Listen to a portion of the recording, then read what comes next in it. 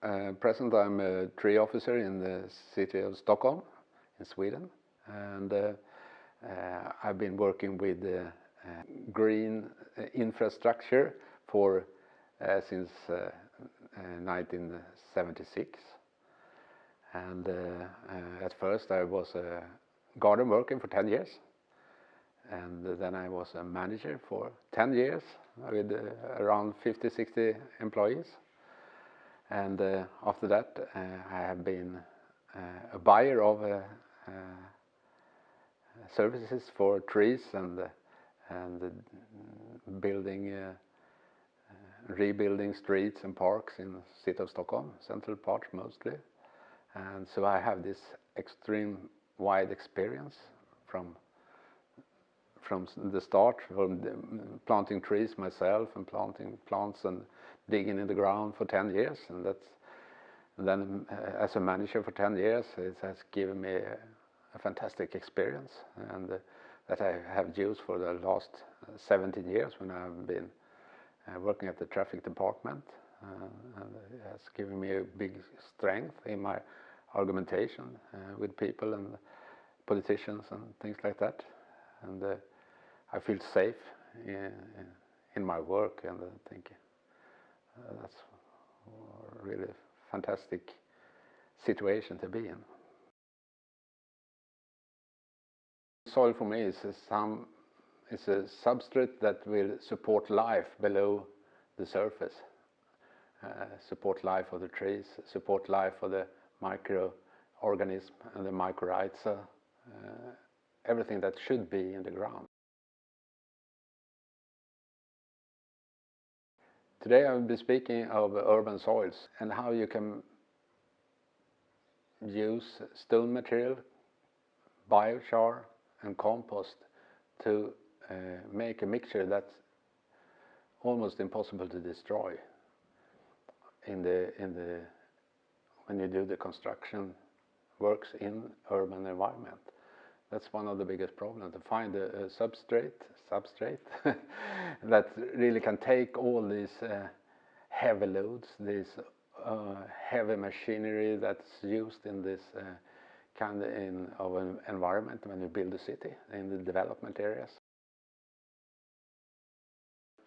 Since I started to work at the traffic department, I also my main efforts have been to find a solution for the urban city trees, to find a way to get them to grow and be happy inside the city and really grow well.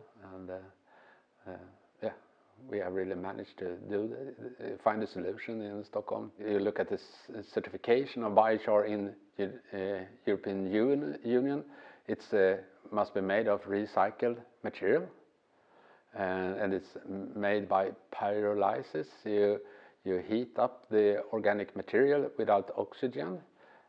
In our case, where we produce it in Stockholm, it's around 750 degrees Celsius, and it transforms the organic material, the organic waste from the Stockholm citizens' garden waste. So we use that and transform it to biochar. It's charcoal, but we call it biochar because it's made from recycled material. And then we use it for the planting pits in Stockholm, mostly for trees, but also for perennials and shrubs and everything. And the citizens of Stockholm that deliver the garden waste to our biochar plant where we transform it, they will give biochar for free to use in their gardens. So they engage in the climate, fighting the climate change in a way, because they bury the carbon dioxide when they use the biochar.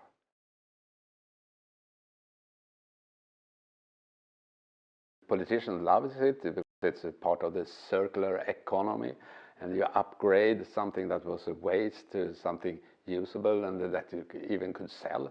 Before they paid like 28 pounds to get rid of 1 ton of this material, this waste, garden waste material. and now they get 400 pounds paid for 1 ton of biochar. So it's quite a different deal compared to before. In such an old issue as gardening, that you still can find new ways how you treat plants and what you call soil, and that's the most fascinating thing. That is, there is other possibilities than you thought before, and it's totally new ground that's open up. And when you look into the different pieces of it, yeah, everyone agrees. Yeah, that's true. That's true, and it's we have heard it on this conference. Different speakers have just pointed on this problem that we have solved with this combination of material, and most of all the aeration of the ground to keep it the oxygen in the ground, and yeah, that's so fascinating that we could copy nature in a way and give circumstance in the ground that really helps all the living things to survive.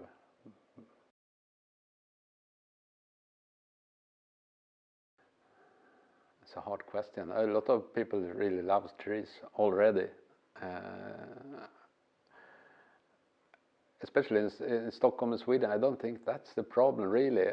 Most people just want to protect the trees. That's not the problem. Then there's always some people that have a car that gets dirty, or they have some antenna that's shaded by the trees or something like that. But that's not of any importance in the big scale.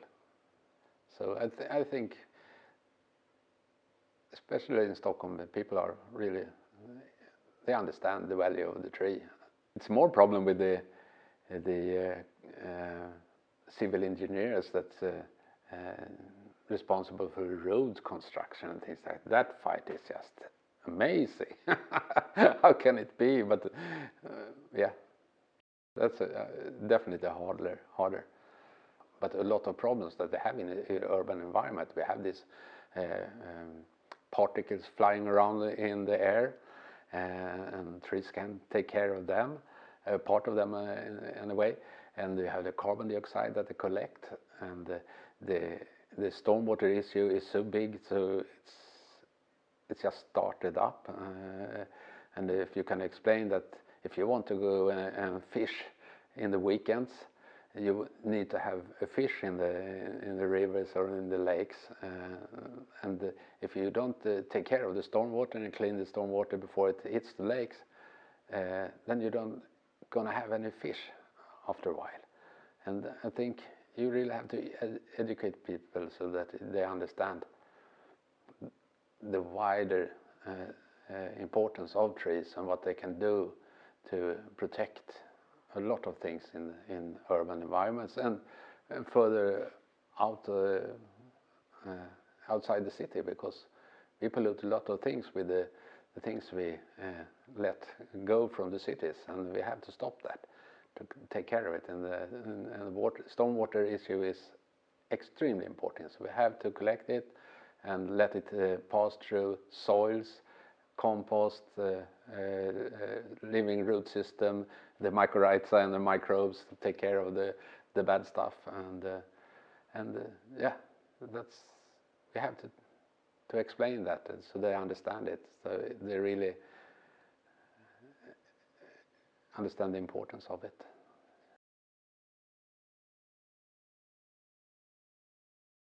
The basic thing is use stones, single-sized stones. So you always have this porosity of 35 to 50%. That's the basic thing you have to think of.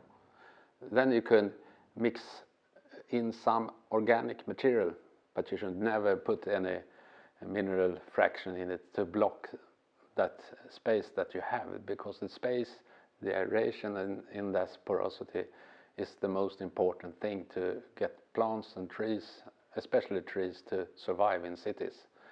Other plants we have higher up, but trees that are trying to develop root system below a hard surface, completely sealed mostly, they have to have extremely open material.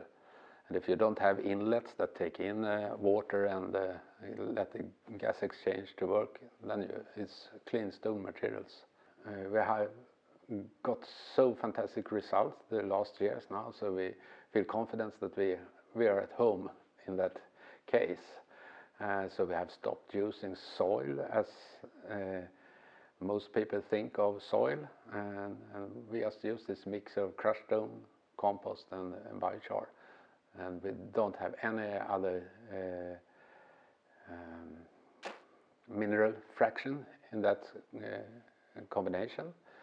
Just keep the porosity as high as possible, and the stone material give us 35 to 40% of porosity, and if you put biochar in it, that by itself has extremely good porosity, up to 70% of porosity in it, and a compost mix or mulch mix mixed with that biochar, we have found this solution to the problem.